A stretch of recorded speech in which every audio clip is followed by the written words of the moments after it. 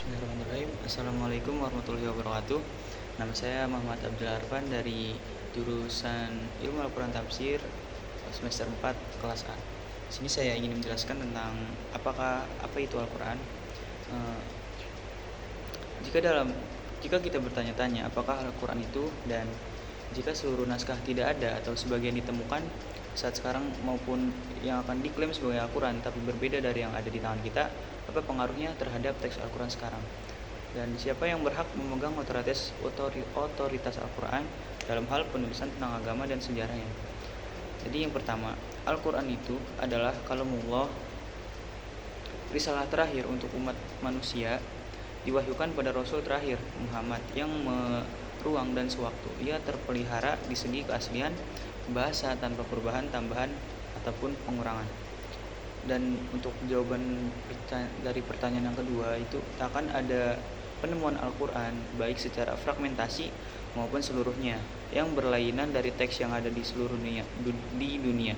Jika ada, maka tidak ada dianggap sebagai Al-Quran, karena satu syarat utama penerimaannya mesti sesuai dengan teks yang digunakan dalam mushaf Utsmani. Terus yang ketiga, tentu saja siapapun tak berhak melarang seseorang menulis tentang Islam, tetapi hanya orang Islam yang taat memiliki wewenang yang sah melakukan tugas tersebut dan bahasan lain yang dihubungannya. Mungkin pihak lain menganggap hal ini sebagai prasangka, tetapi siapakah yang tak bersikap demikian?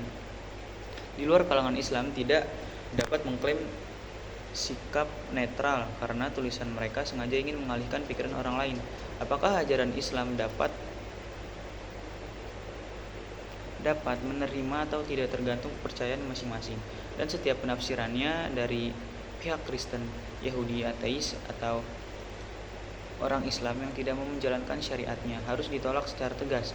Saya dapat menambahkan, jika tiap pandangan yang disukai bertentangan dengan dasar ajaran Nabi Muhammad SAW, baik secara eksplisit maupun sebaliknya, ia mesti ditolak, dan hal ini berlaku bagi tulisan seorang muslim yang taat sekalipun dapat ditepis sekiranya tidak ada gunanya. Bentuk selektivitas seperti ini berlaku sejak masa kemasan pemerintahan Ibnu Sirin.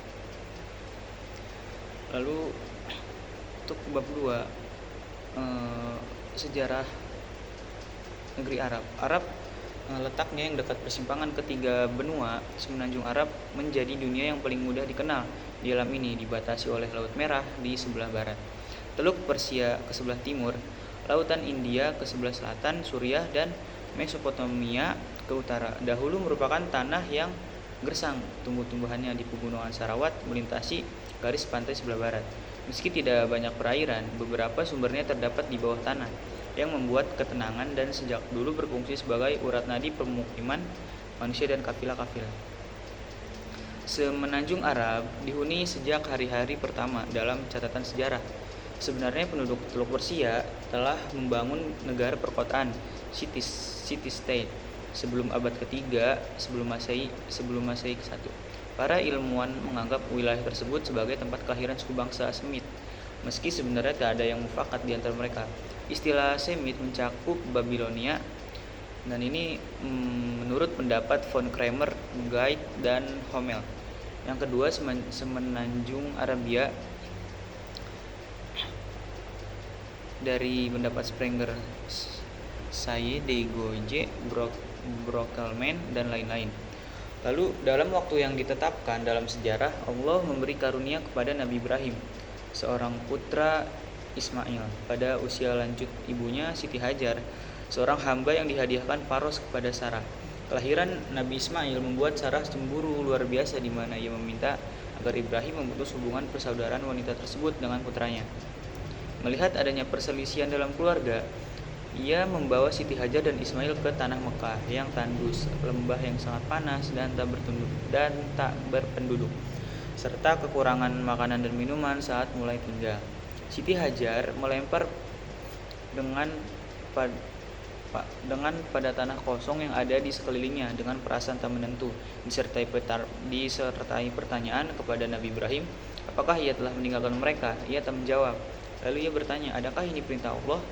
Ibrahim lalu mengiyakan. Mendengar jawaban itu, ia berkata, jika demikian halnya, Tuhan tak akan membuat kita sia-sia. Pada akhirnya air Zam-Zam menyembur dari dalam tanah gersang membasahi kaki Nabi Ismail yang saat itu masih bayi. Dan selanjutnya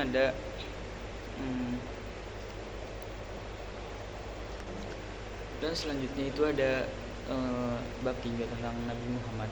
Allah menciptakan manusia dengan tujuan untuk menyembahnya. Para nabi dan rasul menyampaikan pesan yang sama, meskipun dengan penjelasan yang praktis yang berbeda. Nabi Muhammad membawa risalah yang universal, tidak terikat pada batasan waktu dan bangsa. Islam mengakui Yahudi dan Nasrani sebagai ahli kitab, tetapi menyoroti perbedaan konseptual dalam keyakinan. Perbedaan mendasar antara Islam, Yahudi, Kristen termasuk pandangan tentang penciptaan karakter nabi-nabi dan konsep ketuhanan.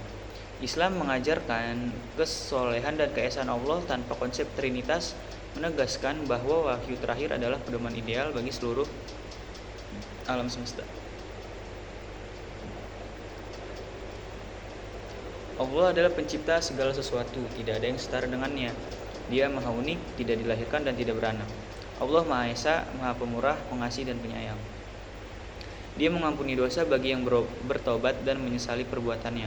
Allah tidak akan mengampuni dosa syirik, tetapi Dia mengampuni dosa-dosa selain dari itu bagi siapa yang dikehendakinya. Tujuan penciptaan manusia, Allah mencipta manusia semata-mata agar menghambakan diri kepadanya.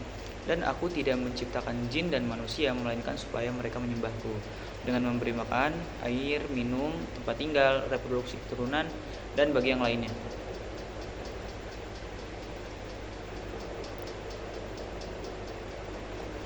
Terus selanjutnya itu ada pengajaran Al-Quran. Ayat pertama yang diwahyukan kepada Nabi Muhammad menekankan pentingnya membaca atas nama Tuhan yang menciptakan. Meskipun Nabi Muhammad buta huruf sepanjang hayatnya, beliau sangat menekankan pentingnya pendidikan yang sehat bagi masyarakat. Nabi Muhammad mendorong pencarian ilmu pengetahuan dengan janji surga bagi mereka yang meniti jalan ilmu. Ada ancaman api neraka bagi mereka yang menyembunyikan ilmu yang dimiliki. Nabi Muhammad mendorong kolaborasi antara ilmuwan, orang berbudaya, dan cendekiawan untuk saling mengajar dan mengembangkan ilmu. Beliau adalah pelopor pendidikan gratis dan menegur orang-orang yang menerima hadiah niatan kepentingan pribadi. Bahkan non-muslim juga diberi tugas mengajar membaca di masa kehidupan Nabi. Ada hadiah belajar, mengajar, dan membaca Al-Quran. Yang pertama itu Nabi Muhammad mendorong mempelajari Al-Quran dan mengajarkannya kepada orang lain.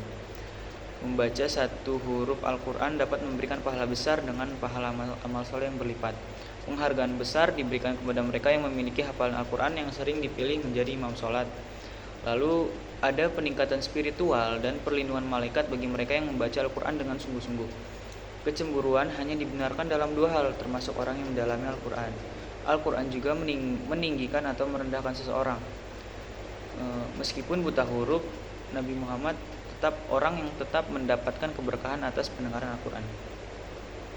Membaca Al-Quran tanpa musab mendapat pahala besar. Mencurahkan hidup untuk Al-Quran memberikan keberkahan yang besar di akhirat. Orang yang malas terhadap Al-Quran dianggap sebagai rumah yang hancur dan terdorong untuk selalu mengulangi pembacaan. Al-Quran dianggap sebagai salah satu-satunya sumber untuk menghindari perselisihan dan mendapatkan petunjuk dari Allah. Mungkin sekian dari saya, kurangnya mohon maaf. Wabillahi taufiq wal hidayah. Wassalamualaikum warahmatullahi wabarakatuh.